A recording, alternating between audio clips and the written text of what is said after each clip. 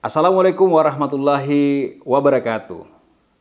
Bersua lagi dengan Kata The Halu Olion Institute di channel yang biasa kita saksikan bersama di bulan suci Ramadan ini. Semoga puasa kita, amal-amal baik kita, terutama sholat itu bisa ditingkatkan kualitasnya dan mendapatkan balasan yang setimpal dari Allah Subhanahu wa Ta'ala. Hari ini saya akan secara spesifik membahas tentang gerakan wanita. Jadi ini mainstreamnya adalah wanita. Potretnya kita wanita dulu, khususnya di Kota Kendari. Tapi sebelum saya jauh bercerita, saya mau buat disclaimer bahwa sebenarnya ini adalah sebuah opini, rangkuman, bisa salah. Mohon kami dikoreksi lewat kolom komentar jika ada kata yang tidak sesuai, nanti disampaikan di kolom komentar. Hari ini saya akan spesifik bicara tentang wanita di Kota Kendari. Kenapa wanita? Kenapa tidak pria? Nanti kita akan bahas secara bersama. Tapi hari ini berawal dari sebuah diskusi saya menjadi seorang narasumber di salah satu media mainstream tentang gerakan wanita. Nah, saya tertarik kemudian membahas tentang gerakan wanita ini secara lebih detail. Jangan ada yang baper kalau ini menyebutkan nama orang. Atau kalau tokohnya tidak disebutkan ya karena dia adalah bukan wanita. Kalau wanita tentu saya akan sebutkan dan saya bahas. 3 wanita yang menjadi fokus poin kita hari ini. Yang pertama kita langsung. Itu ada Ibu SKI. Ini inisial atau panjangnya Ibu Siska Karina Imran. Yang kedua ada Ibu Sitiya Giona Nur Alam. Yang ketiga Ibu Hajah Gunartin. 3 tokoh ini akan kita telisik, baik profilingnya, konsolidasinya di lapangan, dan apa isu yang mereka bawa untuk kita sebenarnya. Kita akan mulai dari profil Ibu SKI. Saya singkat saja Ibu SKI, lebih enak kan. Kita hari-hari ini akan lebih mengenal singkatan dibanding nama yang panjang.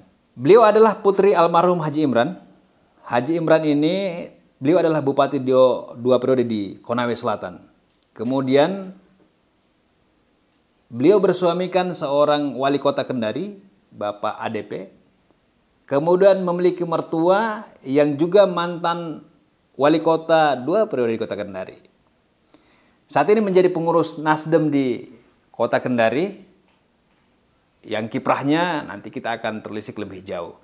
Kemudian Ibu Sitiya Giona Nur Alam atau kita kenal dengan Giona atau akhir-akhir ini sering disebut dengan Signal kalau kita lihat spanduk Signal, itulah. Sitiya Giona Nur Alam, putri sulung dari Bapak Nur Alam, Gubernur Provinsi Sulawesi Tenggara 2 periode. Kemudian beliau juga memiliki usaha kuliner dan memimpin Ketua Garda Malahayati. Jadi sebuah organisasi sayap dari Partai Nasdem yang konsentrasi di para wanita. Sesuai namanya lah, Garda Malahayati. Malahayati ini pahlawan nasional kalau saya tidak salah, nanti dibenarkan. Menariknya 2 tokoh ini dari partai yang sama, Nasdem. Kemudian profiling tokoh yang ketiga itu ada Hajah Gunartin. Beliau seorang founder dari koperasi yang kami telisik kemarin itu sudah tersebar di 17 kabupaten kota, seprovinsi Sulawesi Tenggara. Bahkan menjangkau Sulawesi Selatan, kemudian Gorontalo dan Maluku. Luar biasa kiprah ibu ini di masalah pengembangan koperasi. Kemudian kalau pernah kita dengar tentang Tanah Abang di Jakarta, di sini ada Tanah Abang. Tanah Abangnya Ibu Gunartin. Nanti silakan yang mau di momentum Ramadan ini menyediakan macam-macam lah. Kalau mau cari pakaian ke tempatnya lah. Kemudian ada jasa laundry yang beliau bangun juga. Kemudian jasa kontraktor. Ini bekerja sama dengan atau bekerja di pemerintah lah, bekerja di pemerintah menjadi kontraktor gitu deh. Kemudian beliau pernah menjadi anggota DPRD Kota Kendari fraksi PKB. Dan beliau ini seorang single factor di dalam keluarga. Suami beliau sudah lama meninggal dunia. Itu 3 profil tokoh ini menjadi penting dibahas, kami telisik lebih jauh. Karena di Kota Kendari 3 tokoh wanita inilah yang gencar konsolidasi. 3 tokoh ini secara bertahap melakukan pengumuman diri dimulai dari Ibu SKI pada tanggal 7 Agustus 2022 bersama tim ADP, tim yang dulu suaminya gunakan untuk menjadi calon wali kota di Kota Kendari. Kemudian hari ini gencar melakukan silaturahmi ke masyarakat Kota Kendari, menyampaikan program-program yang kelak beliau akan mencalonkan diri. Kemudian setelah tanggal 7 Agustus 2022, kemudian tepatnya tanggal 27 November 2022, Haja Gunartin juga melakukan launching tim dengan Brigade Kota Kendari atau Barisan Kerja dan Relawan Haja Gunartin. Kita lihat konsolidasinya gencar dengan kegiatan Jumat Berkah, mereka bagi-bagi makanan. Kemudian yang paling fenomenal itu baru-baru adalah BBM gratis. Kalau ada BBM gratis di SPBU Mini, itu mereka yang lakukan kemarin. Kemudian ada sayembara aspirasi UMKM yang baru-baru juga digelar dan mereka juga memberikan apresiasi kepada pemilik aspirasi UMKM. Itu tokoh kedua. Tokoh ketiga, Giona melakukan launching tim 21 pada tanggal 8 Maret 2023. Yang terbaru itu Ibu Giona. Jadi ada tim 21 yang dibentuk. Kabarnya tim 21 ini adalah 2 figur untuk 1 target. Mereka melakukan konsolidasi dan launching tim pada tanggal 8 Maret 2023. Persiapan maju sebagai wali kota dan gubernur Provinsi Sulawesi Tenggara. Jadi Ibu Giona ini tandem dengan ibunya. Jadi Ibu Giona di Kota Kendari, Ibu Tina Nur Alam ada di provinsi. Aktif dan gencar melakukan gerakan bagi-bagi sembako dan silaturahmi dengan warga-warga yang ada di Kota Kendari. Ketiga tim ini, kita bisa lihat geliatnya, profilingnya jelas, deklarasi timnya juga jelas. Bahkan kalau saya bilang gerakan 3 tokoh ini mengalahkan gerakan kaum Adam. Tidak hanya sebatas baliho, tidak hanya sebatas, tapi mereka juga kemudian menunjukkan sebuah konsistensi, menunjukkan sebuah semangat yang tidak kalah dari kaum laki. Konsolidasi yang dilakukan 3 tokoh ini benar-benar tertata dan ini kita melihat sebuah gerakan yang sangat terstruktur. Baik lokasi, tema, tempat, orang-orang, semuanya menggunakan hal-hal yang dalam pandangan kami itu staffingnya, tahapannya memang menuju kursi kepemimpinan di Kota Kendari. 2 tokoh ini, baik Ibu SKI maupun Ibu Giona, udah jelas targetnya. Kota Kendari 2024. Kita belum baca apakah arahnya akan ke Pileg, tapi sampai hari ini belum ada konfirmasi apakah 2 tokoh ini akan melalui pemilihan legislatif. Ibu Giona maupun Ibu SKI ini berasal dari partai yang sama.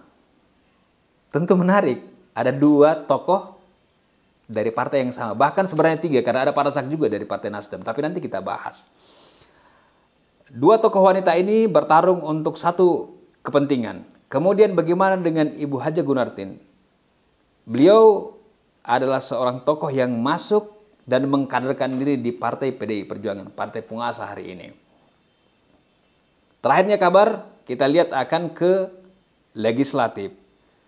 Tapi yang menjadi menarik di pembahasan kami kemarin adalah ujung-ujungnya Kendari kuat. Semua pada akhirnya akan bicara Kendari kuat. Apakah ini sebuah indikasi juga beliau akan mengarah ke 01 Kota Kendari? Tentu akan banyak hal yang akan kita bisa bahas. Tapi kita bicara pada konsolidasi yang mereka lakukan dengan gerakan launching team. Kita akan pindah dengan apa tema konsolidasi mereka. Apa mimpi yang akan mereka bawa? Apa gerakan yang mereka lakukan? Pada akhirnya mereka berkonsolidasi dengan program yang mereka bawa. Ibu SKI itu kita urutkan berdasarkan tanggal deklarasi mereka. Ibu SKI itu bicara masalah program pemberian dana 100 juta tiap RT. Kemudian majelis ta'lim itu akan diumrohkan. Kemudian ada penyelesaian masalah PDAM, membangun GOR dan naikkan honor RT. Ini tema-tema yang dibawakan ketika melakukan silaturahmi dengan masyarakat di Kota Kendari. Bagaimana dengan Ibu Gunartin? Ibu Gunartin ini masuk dengan tagline Kota Seribu Jasa. Beliau sepertinya sepertinya karena kita lihat di timeline berita, kemudian di APK, concern ke UMKM, pembukaan lapangan pekerjaan. Intinya Ibu Gunartin ini akan concern di wilayah pengembangan UMKM. Bagaimana dengan Ibu Giona? Yang pernah kita saksikan di baliho adalah beliau siap menjadi wali kota dan concern di konsolidasi tim 21. Ya, juga melakukan penguatan-penguatan secara internal. Tiga tokoh ini kemudian kita lihat bahwa terlepas dari konsolidasi yang mereka lakukan, Haja Gunartin ini menjadi antitesa dari dua tokoh yang ada. Kenapa? Saya katakan demikian. Beliau tidak punya tokoh kuat yang membackup beliau. Hadir secara solo karir, mengandalkan kemandirian dan kekuatan pribadi untuk bertarung. Berbeda halnya dengan dua tokoh yang sudah pernah atau ada embel-embel di belakang mereka keluarga pemimpin. Apa yang dimiliki oleh seorang Haja Gunartin kemudian berani bertarung di wilayah kota Kendari?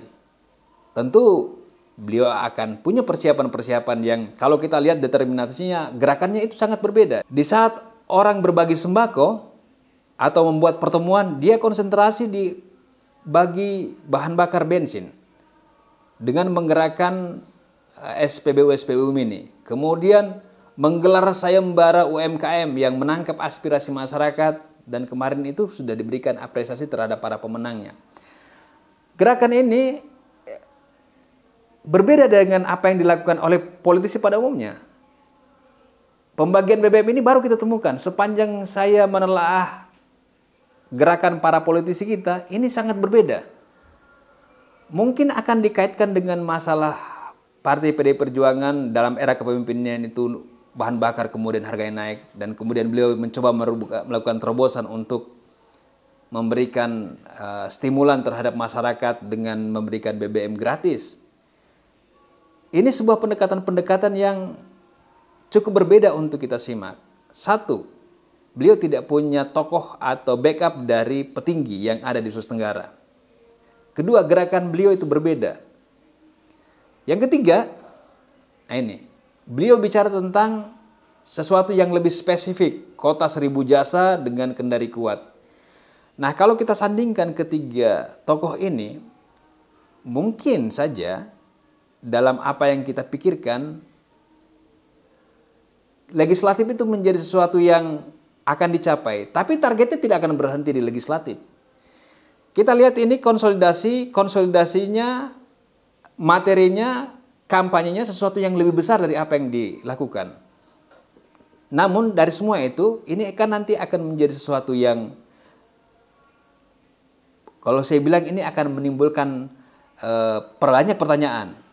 Ibu Gunartin ini dalam konsernya masuk ke level kota Kendari melalui Partai PDI Perjuangan. Kalau kita bicara kemudian targetnya adalah kota Kendari, di dalam itu ada Ishak Ismail atau yang kita kenal dengan anak lorong. Apakah ini senjata baru dari PDI Perjuangan untuk menerobos minimnya tokoh yang akan berkonsolidasi atau kemudian berkampanye sebagai 01? Karena kita lihat di Nasdem sendiri itu ada 3 tokoh. Ada Parasak, ada Ibu SKI, ada Ibu Giona. Tiganya ini siapa yang akan ditunjuk? Nah, ini dalam tanda kutip, ini asumsi, ini adalah analisa.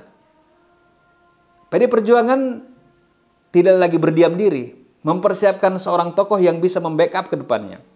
Karena gerakan tokoh di dalam sebuah partai ini akan meningkatkan elektabilitas partai. Artinya, kalau semakin banyak tokoh di dalamnya, tentu akan semakin banyak yang akan mendukung partai tersebut. Ini sangat linear karena pilkada itu masih jauh di belakang. Penentuan siapa yang akan menggunakan kursi akan di belakang. Februari itu akan coblosan dulu. Pilegnya, penentuan kursi yang akan dijadikan basis untuk menentukan calon gubernur, wali kota, dan bupati. Nah, strategi ini sebenarnya menjadi sangat menarik kepada partainya. Artinya konsolidasi yang dilakukan oleh Ibu Siska Karina Imran, Ibu Giona Nuralam, ini kan akan berkontribusi terhadap elektoral partai. Saya lihat PDI Perjuangan tidak tinggal diam. Selain memang ada Bapak Ishak Ismail atau yang kita kenal dengan Anak Lorong, Ibu Gunartin ini menjadi fenomena tersendiri. Kita belum melihat siapa tokoh yang kuat di belakang beliau. Tapi dengan konsolidasi yang dilakukan, kita memahami bahwa ini tidak sederhana. Ini bukan sesuatu yang kemudian tiba-tiba muncul. Ini pasti punya perencanaan. Ya, kalau dalam asumsi kami, ini sebuah senjata yang disiapkan oleh PDI Perjuangan untuk meningkatkan elektabilitas partai di Kota Kendari. Dari kita akan saksikan bagaimana konsolidasinya ke depan. Seperti apa pertarungan tiga tokoh dan seperti apa pertarungan Ibu Haja Gunartin di internal PDI Perjuangan. Di sana ada Ishak Ismail atau Anak Lorong. Mampukah dia bersaing dengan Ishak Ismail? Tentu kita akan lihat konsolidasinya. Karena kalau kita bicara masalah pencalonan, Anak Lorong ini belum memperlihatkan determinasi atau kemudian konsolidasi atau gerakan menuju ke wali kotanya. Itu yang bisa kita sampaikan di ruang Kata The Halo Institute. Sekali lagi, ini sebuah telaah, ini sebuah analisa yang kebenarannya bersandarkan kepada apa yang kita saksikan di media. Bukan sesuatu yang dibuat-buat, tapi kita siapkan telaahnya. Apakah itu bersamaan atau kemudian analisa kita sama? Alhamdulillah, kalaupun tidak, ini adalah pandangan yang bebas di alam demokrasi. Demikian dan sampai bertemu di analisa berikutnya. Wassalamualaikum warahmatullahi wabarakatuh.